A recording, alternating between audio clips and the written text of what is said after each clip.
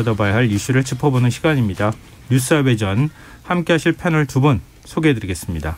배종찬 인사이트K 연구소장 자리하셨습니다. 안녕하세요. 안녕하십니까. 김민하 시사평론가 모셨습니다. 안녕하세요. 안녕하세요. 네. 당연히 우리가 정치 얘기를 좀 해봐야 될 것 같은데요. 네. 어제부로 이른바 원팀 그 회동을 끝마친 민주당 이재명 후보 오늘 성남시 제1공단 근린공원을 방문했습니다. 네. 이곳이 성남시 그러니까 대장동 개발과 관련해서 그 이익금이라고 하는 그러니까 5,500억 원 정도 되는 돈 가운데 2,700억 원 정도를 투여해서 만들고 있다고 하는 공원이잖아요. 네. 근데 지금 대장동 의혹이 아직 가시지는 않은 상황인데 이재명 후보가 여기 공원을 굳이 찾은 이 행보를 어떻게 해석하면 좋을지 먼저 말씀을 들어보고 싶습니다. 정면 돌파죠. 정면 돌파다. 가장 큰 이유는 더불어민주당 지지층을 향한 목소리를 내기보다는 중도층 그리고 현재 이재명 후보의 의혹이 해소되지 않은 부동층을 대상으로 해서 더 적극적으로 메시지를 던진다고 봐야 되겠죠. 네. 그런 이유는 전체 5,500억 원 이상의 이 개발 이익을 환수한 것 중에서 대장동하고 이 근린공원하고는 좀 거리가 떨어져 있습니다. 한 10km 떨어져 있다고 그런데 하죠. 오늘 인터뷰에서도 이 기자들 앞에서도 이재명 후보가 그런 얘기를 했죠. 이 근린공원을 가져오지 못했더라면 한 3천억 원 이상이 오히려 그 민간 쪽으로 갔을 것이다. 그것을 환수하지 않았느냐. 이런 것을 좀 이제 강조하기 위한 것으로 보이고 또 하나는 부동산 관련된 향후 본인의 이 공약, 네. 아이디어도 제시를 한 자리가 됐습니다. 이걸 통해서 중도층 특히 이제 MZ 세대 지지율이 지금 구멍이 생긴 상태거든요. 네. 이 부분에 대해서 우리 사회의 공정을 좀 더 강조했다고 봐야 되겠죠. 그래서 고위 공무원의 경우에는 고위직 관리들에게는 백지 신탁을 또 도입하겠다. 네, 부동산 백지 신탁. 네, 중하위직 관리에게는 또 투기 방지를 위한 그런 제도를 또 도입하겠다 이런 이야기를 했거든요. 네. 근데 중요한 것은 과연 이러한 이재명 후보의 행보가 곧바로 또 지지율 상승으로 이어질지는 모르겠어요. 네. 그러니까 지난한 시간이 걸릴 수밖에 없는데 중요한 건 이제 국면을 의혹 해소 쪽에 집중을 하느냐, 좀 대안과 미래의 비전 쪽으로 가져가느냐, 그 국면의 전환 시점이라고 봐야 되겠죠. 네, 김민하 평론가 어떻게 평가하십니까? 이게 정면 돌파라고 하면 또 정면 돌파인 건데, 네. 저는 마이웨이다 이렇게 생각을 합니다. 마이웨이? 그렇습니다. 네. 결국 이 대장동 개발 사업을 놓고 이재명 당시 성남시장이 어떤 의도를 가졌던 간에 그리고 공익을 여러 가지로 환수를 했고 이런 잘한 점이 분명히 있겠지만. 전체적으로 총괄적으로 봤을 때는 이 엉뚱한 사람들이 이제 너무 큰 이익을 가져간 거에 대해서는 네. 이 부분은 어쨌든 보완할 필요가 있는 그러한 어떤 틀이었다. 이 개발 사업이 앞으로는 그러면 이런 개발 사업을 또 해서는 안 되겠다. 이런 점들이 이제 대체적으로 지금 여러모로 지적이 되고 있는 거잖아요. 네. 그래서 그런 부분들에 있어서 이재명 전 지사, 이재명 후보 입장에서는 그런 이제 설명을 하기에 앞서서 내가 실제로 이 사업을 했을 때 드러난 성과를 직접 보여주고 싶었을 것 같아요. 그래서 봐라, 여기 이게 있다. 이게 내가 그 결합 개발을 해가지고 얻어낸 어떤 공공이익을 시민들에게 돌려주는 방식이다. 이게 이 성과다. 이렇게 보여주고 싶었을 거고 아마 그렇게 했고 거기서 이제 앞으로 그러면 이 대장동 개발이 여러 가지 문제가 있다고 하지만 문제가 없는 방식으로 그런 개발 사업을 어떻게 할 것이냐를 설명을 하는 자리를 이제 만든 건데, 네. 근데 그게 이제 맥락상 이제 이재명 이 후보의 지지층에게는 이런 맥락이 잘 전달될 수가 있습니다. 근데 그렇지 않은 층,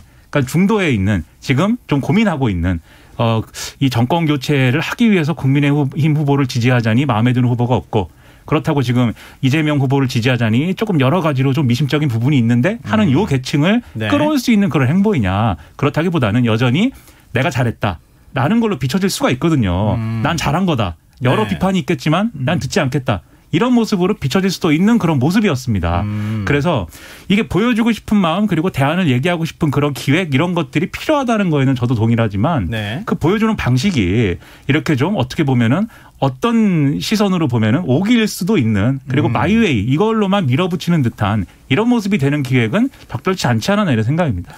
김민하 평론가께서 말씀해 주신 부분하고 지금 국민 여론하고 좀 겹치는 부분이 있을 것 같아요. 지금 여론사 나온 걸 하나 좀 김민하 평론가께서 소개해 주시면서 그다음에 배종찬 소장 얘기를 네. 좀 들으면 좋을 것 같아요. 지금 여론사 결과를 보면 국민들이 지금까지는 의혹을 좀 더 크게 보는 측면에 있는 것 같거든요. 그렇습니다. 일단 여론조사 기관 한국갤럽이 지난 26일부터 사흘간 전국 만 18세 이상 1,000명을 대상으로 조사를 했는데 이 이재명 후보가 대장동 개발 민간업체에 특혜를 주기 위해서 이 개발 사업에 의도적으로 개입했다라는 답변이 응답자의 이제 55%가 나왔습니다. 네. 반면 특혜를 주려는 의도는 없었을 거다라는 답변은 30%에 이제 그치는 이런 결과가 일단 나온 건데요. 네. 그러면 어떤 사람들이 이 답을 한 거냐? 의도적 개입이라고 보는 시각은 역시 국민의힘 지지층에서 대다수였고요. 83%. 그다음에 보수층이라고 자기를 이제 표현한 사람들이 78%. 그리고 상당히 높게 나왔네요. 연령대별로 보면 20대 70% 이렇게 나타났습니다. 그리고 이게 좀 일부분은 뭐 우리가 예상 가능한 범주인데 네. 다소 좀 위험해 보이는 게 이재명 후보 지지 성향이 강한 40대 연령층에서도 의도적 개입이 있었다와 없었다라는 답변이 각각 42%와 44%로 거의 비슷하게 이제 나왔고요. 무당층과 중도층의 경우에는 의도가 있었다라는 이 응답층이 각각 50%와 58%가 나온 그런 결과입니다. 이러다 보니까 지금 이제 야당은 대장동 이 개발 의혹에 대해서 특검을 도입해야 된다라는 주장을 하고 있는데 네. 이 주장에 동조하는 의견이 전체 응답자의 65%였고요. 특검이 필요 없다라는 의견은 25%에 그쳤습니다. 이것도 민주당 지지층의 절반 50%가 특검 도입에 반대를 했지만 도입해야 된다는 의견도 한 41%가 나왔기 때문에 이것도 상당한 이제 비율이 나온 거죠. 자세한 내용은 중앙선거 여론조사 심의 홈페이지를 참조하면 되겠습니다. 네. 근데 지금 55% 국민 응답자의 55%는 민간업체에 특혜를 주기 위해 의도적으로 개입했다고 생각한다. 이렇게 응답을 했거든요. 근데 특검 의견은 65%가 지금 찬성으로 나왔어요. 10%포인트가 더 높거든요.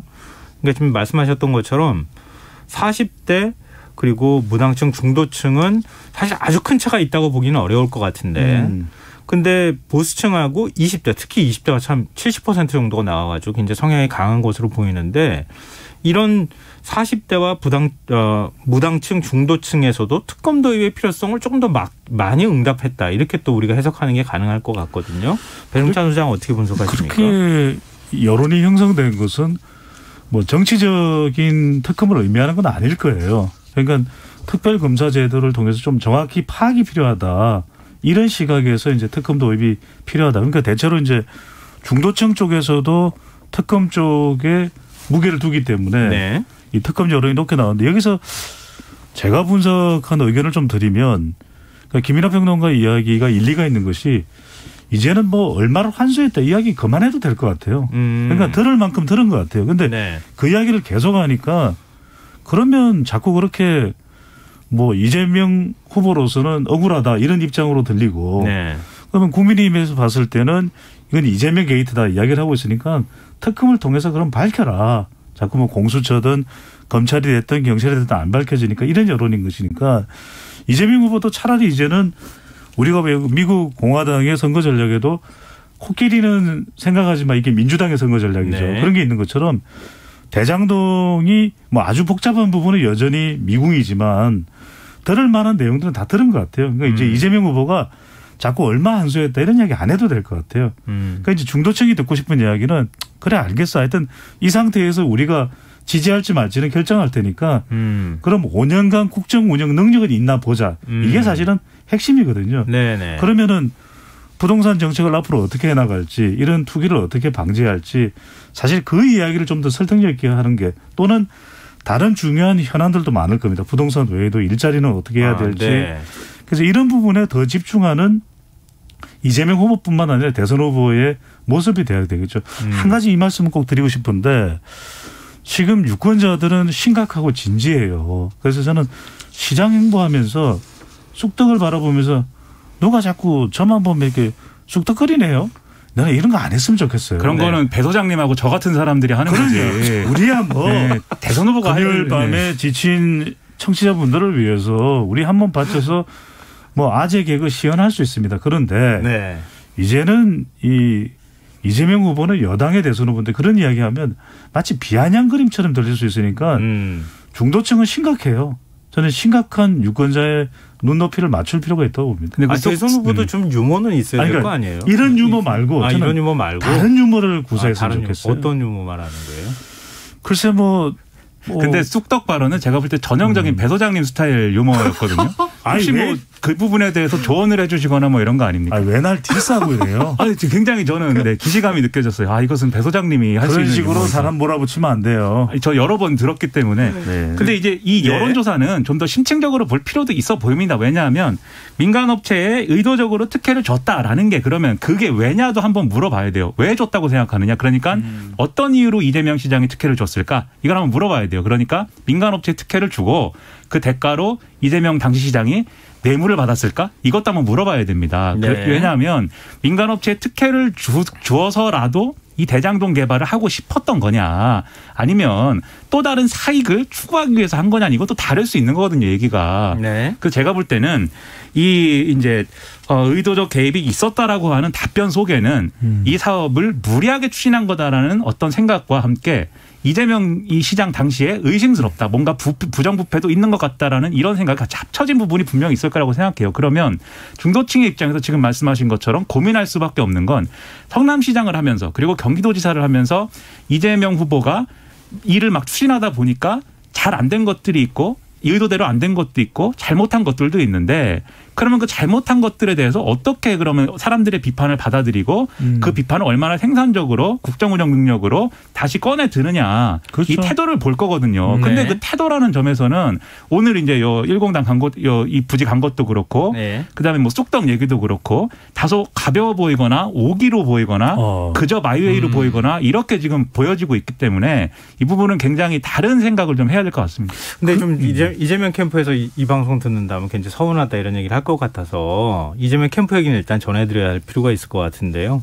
그러니까 서운과 안 서운의 문제는 아닌 것 같아요. 그렇죠. 그러니까 정치적으로 해석하는 건 그렇다 하더라도 어찌됐든 간에 당시에는 국민의힘 쪽에서 당시 새누리당 시의원들이 반대를 해서 맞습니다. 네. 공영개발 가려고 했는데 공영개발 안 됐고 LH도 포기했고 선택할 수 있는 방법은 공영개발이었는데 공영개발을 가려고 해도 안 되더니 어쩔 수 없이 민관으로 개발을 같이 갈 수밖에 없었다. 근데 당시에는 이렇게 부동산 가격이 올라가거나 집값이 이렇게 많이 올라갈 거라고 예측하기 어려운 상황이었기에 설계한다고 했는데 결과적으로 이렇게 됐다. 이렇게 지금 설명하고 있는 거잖아요. 그러니까 의도성을 갖고 이렇게 설계했다고 하기에는 좀 어려운 상황이다. 그렇게 설계하지 않았다. 이렇게 저는 항변하고 있는 거죠. 이 여론을 제대로 읽어야 될 것 같아요. 그걸 국민들이 모르는 게 아닙니다. 그런데 이미 다 들어서 알고 있는데 민간업자들이 또 그 많은 이익을 가져갔다는 그 자체부터 분노가 일어나는 거예요. 그러니까 전후 사정은 따지기 이전에 너무 우리 국민들은 뭐냐면 나는 그러면 대장동과 아무 관련도 없고 나는 아무런 기회도 누리지 못하는데 몇몇 소수가 모든 이익을 다 차지했다. 그 사실만으로 이미 분노로 가득 차 있고 억울한 거예요. 그러니까 이재명 지사가 오늘 근린공원 가가지고도 그 부분에 대해서는 또 한 번 사과는 했어요. 하기는. 그렇죠. 근데 더 이상 뭐 어떻게 하라는 거냐. 이제 이런 질문을 이재명 지사 쪽에서는 던질 거예요 아마. 그래서 제가 아까도 말씀드렸듯이 중요한 건 지금부터 어떻게 하겠다는 게 중요한 그러니까 사과라는 거는 제가 제가 지사라 그랬는데 이제 후보라고 해야 되겠죠. 짧게 말씀드리면 사과라는 거는 어떤 사과를 할 때 제가 배 소장님을 유머로 이렇게 좀 낮게 평가해서 죄송합니다. 이렇게 얘기를 하면 그것은 사과죠. 근데 유머로 낮게 사과로 안 받아들이는 거예요. 진정한 사과가 없잖아요. 낮게 평가해서 사과합니다. 하지만 제가 유머는 더 잘하는 것 같습니다. 이렇게 얘기를 하면 그 사과를 이제 받아들여지겠습니까? 그러니까 사과를 했느냐 안 했느냐 이 워딩이 있느냐 없느냐가 아니라 그 전체적인 맥락이 중요한데 지금 그 맥락을 해치는 후보의 행위나 발언 그리고 그런 어떤 이벤트가 계속 이어지고 있는 게 문제라는 겁니다. 그럼 어떻게 대응하면 좋겠어요? 이재명 후보 입장에서는. 아니 그러니까 그 고위공무원의 경우에는 백지 신탁을 한다든지. 그러니까 정책적으로 부동산 불로소득을 환수하겠다. 그러니까요. 라든가 이런 방식으로 정무원 돌파하면서 나가야 된다. 이제 김인하 평론가 어떻게 보세요? 저는 국감이 좋은 그 어떤 터닝 포인트가 될 수도 있었다고 보는데 이게 결국은 이제 시점과 이제 그 어떤 기회가 중요하거든요. 근데 당분간은 이 기회를 찾기가 어려울 것 같고 제가 볼 때는 검찰 수사라든가 이런 결과가 나오는 어떤 시점들이 있겠죠. 그럼 그 시점에 그걸 기회로 해서 나름의 입장 표명이라든가 이런 것들이 있어야 된다고 보고요. 나아가서는 정말 이 검찰 수사가 예를 들면은 뒤에 좀 얘기할 것 같지만 뭐 마음에 안 드는 그런 국민들의 어떤 그 마음에 안 차는 결과이다라고 하면 저장적으로 여기에 대해서 특검 수용이나 이런 것들도 밝힐 필요가 있다. 그런 계기를 만들어야 된다라는 겁니다. 아까 배종찬 소장께서 말씀하셨던 것처럼 코끼리는 생각하지 마 그랬더니 자꾸 코끼리가 떠오르게 하는 이건 그럼요. 적절한 대응은 아닌 것 같다. 아니죠. 예, 오히려 검찰 수사 결과 나오면은 그거에 따라서 책임이 없다고 하면은 없는 대로 거기에 따른 대응을 하면 되는 것이지 굳이 애써 그걸 돌파하려고 하면은 자꾸 떠오르게 된다. 그렇습니다. 이런 얘기인데요. 근데 그거하고 또 맥락이 일부 맞닿아 있는 얘기인 것 같은데 이재명 후보가 지금 정책 관련 이슈로 자꾸 논쟁이 되고 있는 상황이기도 해요. 뭐 음식점 총량제, 주 4일 근무제, 뭐 단서가 많이 달려 있는 얘기이긴 하지만 언급하고 난 다음에 굉장히 뭐 지금 국민의힘 쪽 후보들도 집중 포화를 쏟아붓고 이런 일들이 벌어지고 있는데 일단 이 뭔가 프레임을 바꿔서 이제 국민들의 삶을 챙기겠다고 하는 의지는 맞는데 이런 화두를 던지는 부분에 대해서는 어떻게 보시는지. 결국 유권자들이 대선 후보에게 기대하는 것은 정교함일 거예요. 네. 그러니까 좀 변화를 가져오는 그런 시도도 좋습니다. 그리고 혁신을 위한 자세와 노력도 좋습니다. 그런데 뭐냐 하면 그게 이제 정교함이 뒤따라줘야 되거든요. 네. 깊이 고민하고 이런 정책을 정말 한번 해보자. 우리가 왜 국민 공무원 제도라 그래가지고 민감한 건 국민들을 수기시켜서 국민들의 여론을 수렴해서 좀 더 정교한 정책을 만들어야 되지 않습니까? 네. 그거 마찬가지로 저는 음식점 허가 총량제와 관련 부분도 너무 가벼웠다. 이건 정말 우리가 제일 피해야 될 게 뭐냐면 대선 후보는 혼선입니다. 그다음 구설이 진행되는 것이고 마지막으로 이제 해명을 하는 게 되는 것이거든요. 네. 이러면 중도층 떨어져 나가요. MZ세대도 가벼운데 저렇게 이야기를 하나? 이런 이야기를 할 수밖에 없습니다. 뭐 백종원 대표 이야기나 또는 얼마나 음식점 하시는 분들이 힘드냐, 미용실 뭐 또 국민의힘은 총공세를 펴고 있는데 그런 걸 다 떠나서 여기서 핵심은 대선 후보는 무릇 정교해야 되거든요. 네. 그래서 어떤 고민만 이야기하면 되잖아요. 네. 이게 음식점 하시는 분들 너무 힘들고 컨설팅도 제대로 못 받는데 이걸 어떻게 하면 이재명표 컨설팅 사업을 제대로 정착시키겠다. 그거 이야기하면 되죠. 네. 마찬가지로 주 4일제도 마찬가지입니다. 주 4일 근무제가 모든 사람이 준비되어 있을까요? 그러면 이제는 우리가 문화사업이라든지 개인의 또 워라벨이라든지 이걸 위해서 주 4일제는 어떤 의미로 우리가 찾아가야 되고 이걸 뭔가 이름을 그럴싸하게 붙일 수 있잖아요. 네. 뭐 이재명표 뭐 주 4일제 4days 뭐 이런 식으로 뭐 4days 제도입니다. 영어로 하면 네. 아니 자꾸 왜 그렇게 힘들어요? 네. 아니 한국이니까 여기는. 네 알겠습니다. 그럼 4일 네 4개 죄송합니다. 네. 4날 네 하여튼 이렇게 해서 오늘따라 자꾸 그러네. 네.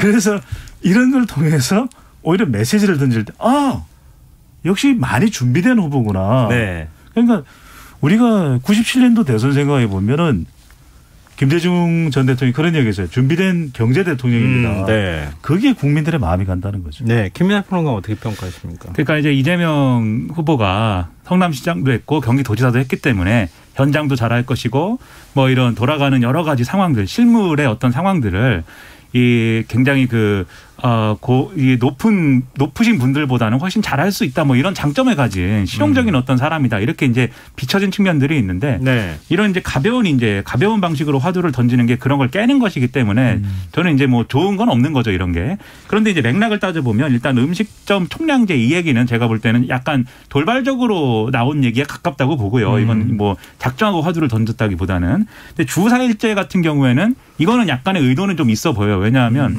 이 이재명 후보가 지금 중도에서 약간 이 대장동 의혹 때문에 좀 이 위축이 있다면 좌측에서는 정의당 후보가 출마를 하기 때문에 심상정 의원이 출마를 하기 때문에 여기서도 이제 일부 위축이 이제 좀 우려가 되는데 그런데 이 심상정 후보가 꺼내들고 있는 얘기 중에 하나가 이제 주사일제잖아요. 그래서 이 부분에 관련돼서는 변별력을 좀 줄이는 전략을 아마 고려도 했을 것이다. 그리고 이런 정책적인 화두를 던지는 걸로 대장동 의혹을 좀 이렇게 희석시키는 그런 전략도 아마 캠프에서는 고려했을 거다라고 생각을 하지만 어쨌든 음식점 총량제는 다소 돌발적으로 나온 얘기 같아요. 그러면 이렇게 돌발적으로 얘기가 나왔을 때 그게 의도하지 않은 방식으로 막 화제가 되고 또 이렇게 여론의 어떤 도마에 오를 수가 있습니다. 그럴 경우에는 그것도 어떻게 대처하느냐가 굉장히 중요한데 사실 이 부분도 지금 이재명 후보가 대처하는 방식은 기왕 그럼 얘기가 나왔으니까 한번 진지하게 철학적인 어떤 토론을 해보자 뭐 이런단 말이에요. 네. 과연 이게 음식 지금 자영업자들이 힘들고 그중에 특히 요식업으로 준비 없이 많이 몰리고 있는 이 현실을 그러면 어떻게 돌파할 수 있는지를 한번 논의해보자 이렇게 갔는데 그러면 애초에 이 얘기를 이제 왜 했는지 등등에 대한 여러 가지 해명이라든가 설명이 저는 있어야 된다고 보는데 그 부분에 있어서는 지금 부각이 안 되고 있거든요. 그래서 이게 가볍게 던진 얘기로 보이는 것을 이제 굳이 이것을 내가 말한 것을 의미를 살려야 되겠다라는 그런 것보다는 일단은 본인이 가볍게 얘기한 부분에 대해서는 나름대로 이제 인정할 부분이 있다고 보는 거죠. 본인도 이재명 후보도 얘기할 때 음식점 총량제를 꼭 하고 싶다가 아니라 그런 생각도 해봤는데 이게 자율성을 훼손한다고 그래서 그 생각은 접었다고 얘기를 한 거잖아요. 네. 그러니까 그 부분을 잘 설명해 주는 게 오히려 중요하지. 기왕 얘기가 나왔으니까 한번 내 말이 맞는지 한번 따져보자 뭐 이렇게 가는 것은 제가 볼 때는 오해의 소지가 있다 이렇게 보입니다. 네. 지금 그러면은 뭐 큰 틀 안에서 얘기하면 아까도 이제 뭐 쑥떡 얘기도 나오고 여러 가지 얘기들이 있었지만 메시지 관리 못 하고 있다는 얘기로 두 분 얘기가 들리거든요. 그렇죠. 그러니까 지금 이 집권 여당인 민주당의 후보가 이제 된 거잖아요. 네. 그 후보 한마디 말 한마디가 굉장히 사회적 논쟁을 일으킬 수 있다고 하면 그 논쟁을 의도적으로 일으키는 경우도 있을 수 있잖아요. 그러니까 일으키면 그 뒤에 어떤 것들을 내놔야 되는지를 답을 내놔야 되는데 지금 답을 제대로 못 내놓고 있다. 이런 말씀들을 좀 하신 거라고 생각하거든요. 그러니까요. 이게 이제 전략적이라면 그러니까 대장동 개발 이슈가 계속 발목을 잡고 있기 때문에 이것을 좀 벗어나기 위한 전략적 접근이라면 그만큼 또 준비도 돼 있어야 되는 거죠. 후보가 이야기를 하기 이전에 사실은 어느 시점에 후보가 살짝 그렇죠. 언급을 하고 그만큼 정책적인 연구가 그래도 뒤따라 오면서 여기에 대한 대응 체계가 만들어져야 이게 이제 체계적이고 효과적인 것이거든요. 그런데 그게 아니라 애드립에 항상 열심인 이재명 후보가 그냥 툭 던진 이야기 정도 수준에 그친다면 네. 그건 대선 후보로서의 정교함은 떨어지는 거죠. 네. 그게 최근에 이루어진 선거들 중에 잘된 선거들 보면은 후보 개인기나 어떤 퍼스널리티 가지고 승부 보는 그런 선거들이 아니라 준비된 선거들이 잘 됐거든요. 최근까지. 네. 문재인 대통령도 사실 그렇게 해서 집권한 케이스고 네. 그러니까 선대위가 얼마나 잘 준비가 돼 있고 이 후보하고 후보 캠프가 얼마나 제대로 기획을 해서 이 기획된 내에서 이제 선거를 얼마나 잘 치르느냐 그리고 리스크가 발생해도 예상된 리스크를 어떻게 축소시키고 전략적으로 거기에 대응하느냐가 굉장히 이제는 중요한데 그게 지금 사실 이재명 후보의 경우에는 지금까지는 그게 안 된 거예요. 제가 볼 때는 요 음식점 총량제까지는. 네. 그럼 앞으로 선대위가 그런 것들을 중심을 잡고 이 이재명 후보를 뭐랄까요 이런 전체 선대위 전략의 어떤 하나의 어떤 그런 요소로서 이제 같이 전략을 수립하고 같이 수행할 수 있도록 만드느냐가 제가 굉장히 큰 관건이라고 생각합니다. 저는 이 점도 짧게만 좀 지적을 하고 싶은데 이번 대선의 특징 중에 하나가 후보 주변에 너무 많은 사람이 몰려다녀요. 여야 가릴 것 없이. 이재명 후보 주변에도 왜 그렇게 국회의원 현역 의원들이 많이 따라다니죠? 지금 당장 그렇게 해야 될 이유가 있나요?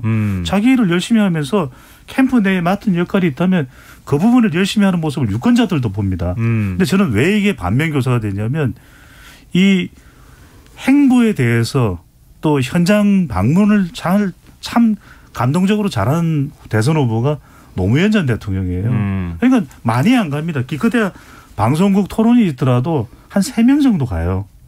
노 대통령을 제외하고는. 저는 그런 부분들을 지금 여야가 모두 좀 교훈으로 삼을 필요가 있을 것 같아요. 근데 사실 국회의원들도 스스로 얘기하더라고요. 너무 말을 많이 해가지고 후보가 어디로 가야 될지 갈피를 못 잡는다는 얘기도 하더라고요. 근데 그것도 또한 그걸 걸러낼 줄 아는 게 또 후보의 능력이기도 하니까요. 적당히 해야 될 것 같아요. 알겠습니다. 뭐 이재명 캠프에서 이런 점들을 아마 참고하지 않을까 싶네요. 자, 지금 여러분께서는 KBS 라디오 김성환의 시사를 듣고 계십니다. 뉴스의 외전 김민아 시사평론가 배종찬 인사이트 K연구소장 두 분 패널과 함께하고 있습니다. 이제 좀 국민의힘 본경선 일주일 앞으로 지금 다가온 얘기를 좀 해보죠. 오늘 이 본경선 토론 가운데 마지막 마스 토론이 있었거든요. 네. 두 분 보셨어요? 혹시? 봤습니다. 어떠셨어요? 그 소감부터 먼저 한 말씀씩 듣고 얘기를 좀 풀어가 볼까요? 일단 이제 윤석열 원희룡 토론은 굉장히 좀 뭐랄까요 김이 빠졌고요. 그러니까 이게 토론을 좀 젠틀하게 하고 어떤 정책적인 부분에 좀 집중해서 하겠다라는 그런 마음은 좋은데 네. 그리고 이 정책적인 집중에 있어서도 어떤 디테일한 부분의 논쟁보다는 큰 틀의 어떤 철학을 논하겠다라는 거는 좋은데 그 철학이 서로 그러면 가지고 있는 어떤 전반적인 국가 운영의 철학이 뭐고 그 차이가 어디서 발생하고 그 의견들을 어떻게 해소할 거고 이런 걸 논하는 게 아니라 뭐 이 얘기하다가 저 얘기하다가 원희룡 후보가 발표회처럼 얘기를 하고 윤석열 전 총장이 그 와중에 자기가 끌고 가고 싶은 부분으로 끌고 가려고 하는데 그것이 잘 안 되고 뭐 이런 과정이었어요. 그리고 말주변이 그렇게 이제 좀 드러나는 말주변이 좋다 이런 느낌이 드는 그런 토론도 아니었기 때문에 제가 볼 때는 굉장히 얻은 거 없는 토론 아닌가라는 싶은 그런 이제 모습이었고요. 반면 이제 유승민 홍준표 토론은 유승민 전 의원이 홍준표 의원의 어떤 정책적인 디테일이 떨어진다. 그 부분을 제가 볼 때는 굉장히 잘 짚었다고 봅니다. 그래서 홍준표 의원이 여러 가지 얘기를 하지만 의외로 그 북한 핵무기 북한 이 문제 외에는 상당히 그 디테일이 떨어지는 상황이 계속해서 보여져 왔거든요. 네. 그 약점을 잘 공략했는데 그런데 사람들이 보기에 그것이 이제 유승민 전 의원을 향한 어떤 호감으로 전환된다거나 그렇지는 않을 것 같아요. 그래서 전반적으로 서로 이제 소득이 없고 그다음에 이 1, 2위 후보 간에 윤석열 전 총장과 홍준표 의원 두 사람 다 토론에 능한 사람들은 아니구나. 이런 이미지를 줄 수 있는 그런 토론이 됐다고 저는 생각합니다. 네. 변희찬 소장은 어떻게 평가하십니까? 너무 표를 의식한 토론회를 하고 있다. 과연 이걸 유권자가 원할까? 저는 물론 뭐 토론의 수준도 점차 높아지고 그만한 의미도 있다고 생각합니다. 그런데 꼭 지적하고 싶은 것은 윤석열 원희룡 후보 사이의 토론에도 뭐 공정사회가 앞으로 어떻고 그다음에 청년들의 기반이 강화되는 사회 좋습니다. 그런데 너무 추상적이에요. 정말 우리가 현실적으로 건질 게 없습니다. 네. 청년들은 지금 고통스러운데 그리고 뭐 예를 들면 청년들을 위해서 어떤 정책을 구체적으로 내놔서 청년을 그 예를 들면 일자리를 창출하거나 뭐 이렇게 할 수 있을지를 얘기하는 게 아니라 청년을 잘 도와야 합니다. 정치 참여를 많이 시켜야 합니다. 청년 정부를 만든대요. 그러니까 청년 정부를 만들겠습니다. 청년의 마음에서 고민을 했을까 싶은 생각이 자꾸만 드는 거예요. 왜냐하면은 지금 나와 있는 후보들도 이게 뭐 문제가 되지는 않습니다. 아주 화려한 스펙이에요. 다 좋은 대학 나왔고 다 화려한 경력을 거쳤습니다. 그런데 서민 이해할까요? 청년 이해할까요? 그리고 유승민과 홍준표 후보 사이에서도 모병제 이야기를 하는데 지금 모병제 좋습니다. 그건 그때 가서 우리가 또 몇 년 후에 좀 더 치열하게 모병제 논의를 할 때 따져보면 되겠죠. 그런데 왜 부동산 대안 안 되나요? 부동산 파장 때문에 국민의힘 지지율이 올라가고 네. 또 지난 재보궐선거에서 이겼다면 국민의힘 부동산 어떻게 할 거죠?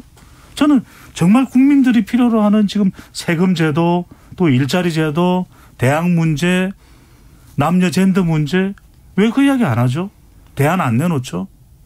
토론은 했어요. 아니 그러니까 토론은 어떻게 여러 주제를 하긴 했지만 저는 뭔가 좀 깊이 있는 정책 대안이 나오지는 않는다는 거거든요. 저는 이게 물론 국민의힘 쪽이 워낙 기대감을 가지고 있기 때문에 이렇게 이제 지적을 하는 것이기만 여당도 마찬가지였거든요. 그러니까 저는 토론회가 자꾸 이렇게 물에 물 탄 듯 뭐 술에 술 탄 듯 이렇게 가서는 안 되는 거죠. 네.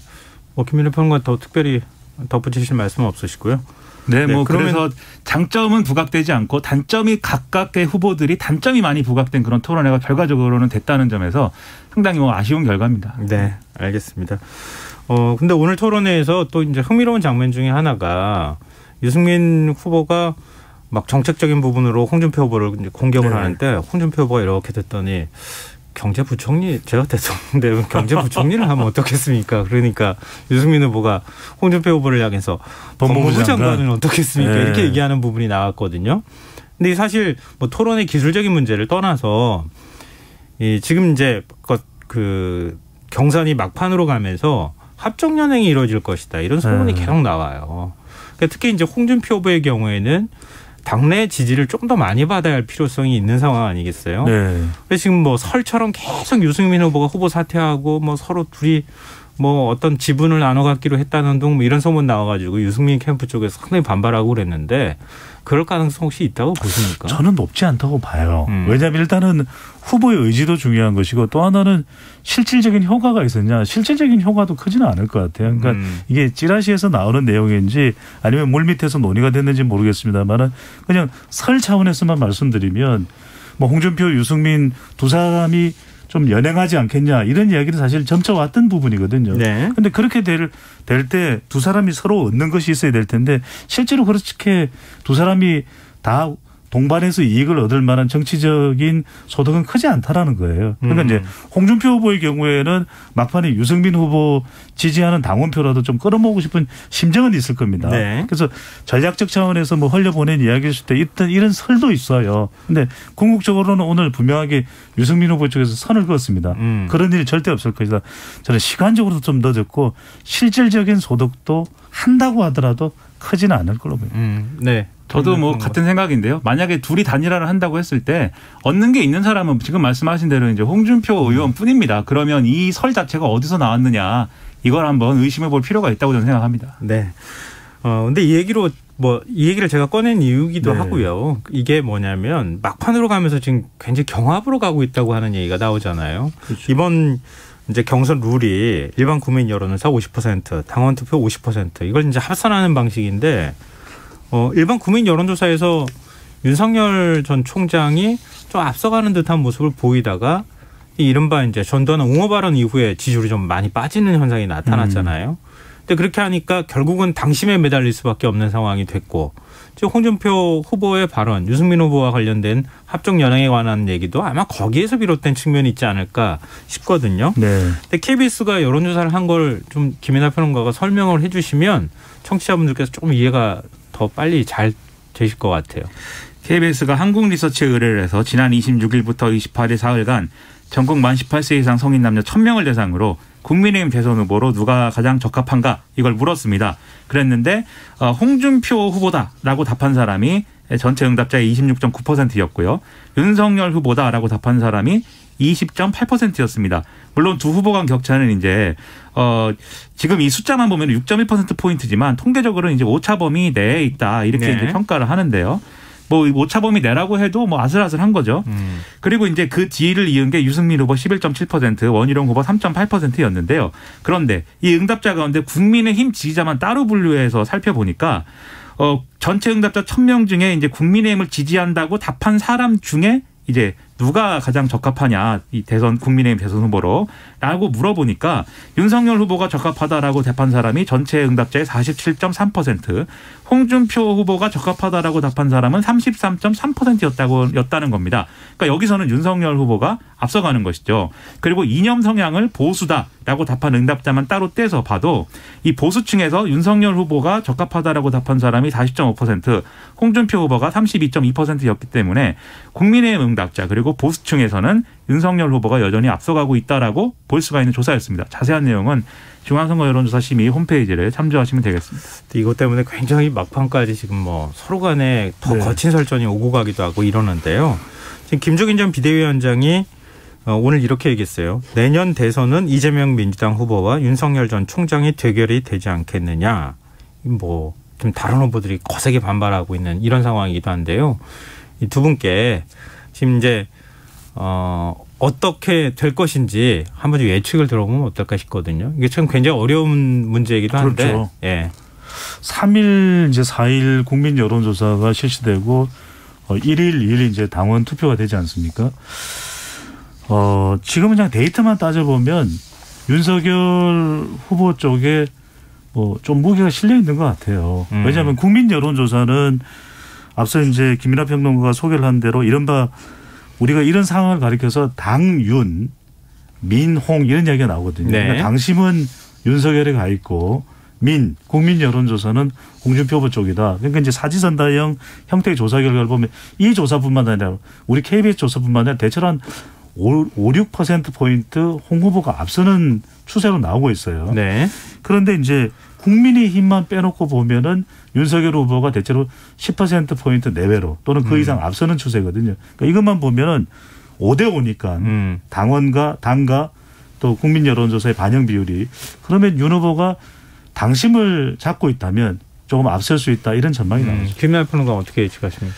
그러니까 남은 기간 동안 윤석열 전 총장이 또 뭔가 뭐 실언 내지는 뭐 그렇게 뭐 분류되는 어떤 이벤트를 일으키지 않는 이상 그렇지 않는 이상 지금까지는 어쨌든 윤석열 전 총장이 다소 유리해 보이고요. 이 국민 여론조사의 격차보다 당원 표심의 격차가 더 클 것 같아서 그래서 윤석열 전 총장이 아직 유리하다고 보는데 지금 윤석열 전 총장은 그런데 이런 상황까지 사실 내몰린 거 아닙니까? 네. 그동안 자기가 이제 제시해왔던 가장 큰 어떤 정당성이 내가 후보가 돼야 된다는 정당성이 정권 교체의 가능성이 가장 큰 후보다라는 거였거든요. 최근에 근데 발표된 여론조사를 다 보면 홍준표 후보가 나갔을 때 여당하고의 1대1 구도에서 더 승리 가능성이 높지 윤석열 전 총장이 나가서 오히려 질 경우가 더 많다라는 여론조사 결과들이 많아요. 네. 그러니까 이런 것들도 당원 여론에 분명히 영향을 미칠 것이기 때문에 이제는 이제 정말로 이제 마지막까지 낭떠러지까지 온 거고 네. 그렇기 때문에 오히려 윤석열 전 총장 측에서는 영끌 전략에 지금 나선 것 같습니다. 그래서 광주도 간다 그러고 오늘 진중권 전 교수 등이 뭐 하는 유튜브에도 갔다 그러고 김종인 전 비대위원장까지 나와가지고 거의 윤석열 지지 발언하고 이렇게 간 걸 볼 때 이 영끌 발언이 또 일부 영향을 미쳐서 아무튼 윤석열 전 총장이 좀 더 유리하지 않을까 생각합니다. 뭐 그 윤석열 후보가 조금 더 유리할 것이다 이렇게 얘기하셨으니까 뭐 전망이니까요. 네, 저는 홍준표 후보가 조금 더 유리할 것이다. 좀 걸어보겠습니다. 아니 그런 게 저는 있어요. 저는 무승부로 하겠습니다. 그럼 무승부. 아니 그러면 아니 두 분 다 전망하셔가지고 저는 답을 바꿀게요. 저는 김성환. 네, 알겠습니다. 이제 마무리할 시간이 다 됐습니다. 저희 청취자 5000 님께서 금요일이 기다려주는 시간 김민하 평론가 배종찬 소장님 반갑습니다. 김 평론가의 딱딱 달라붙는 언어와 줄이는 말솜씨 배 소장님의 다양한 해설 시사 이슈를 알아듣기 너무 좋습니다. 이런 의견 주셨습니다.